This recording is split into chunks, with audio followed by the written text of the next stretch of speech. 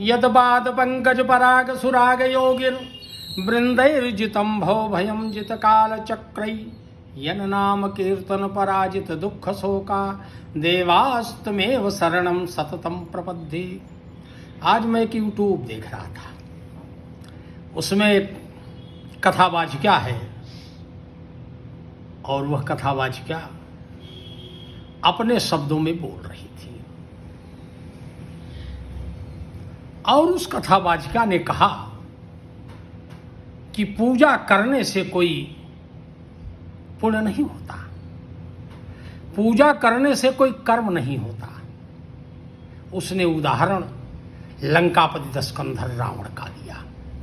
चूंकि वो रावण से पूर्णतः ओतप्रोत है, उसका नाम जया किशोरी है। वो कह रही थी, सुन करके मुझे दुख नहीं हुआ बल्कि मेरी अंतरात्मा में क्षोभ उत्पन्न हुआ।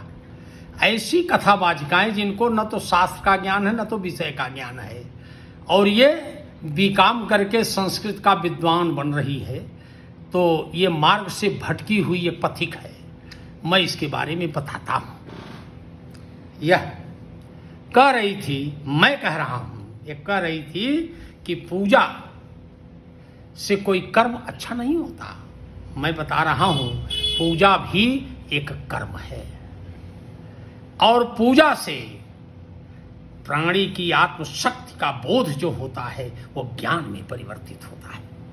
उसने कहा कि रावण ने भी पूजा किया था। रावण ने पूजा नहीं किया था, रावण ने तपस्या किया था और उस तपस्या से उसने भोलेनाथ को प्रसन्न किया था और जिससे उसने शक्ति प्राप्त किया।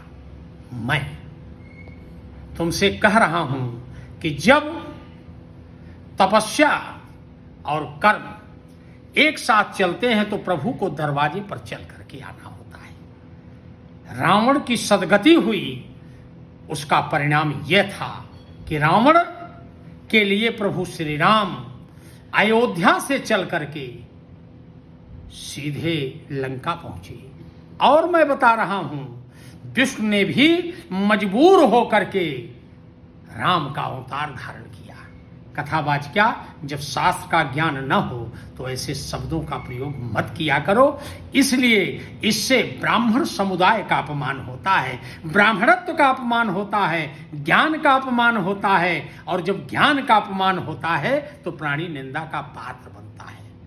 इसलिए ऐसा कदापि मत करना।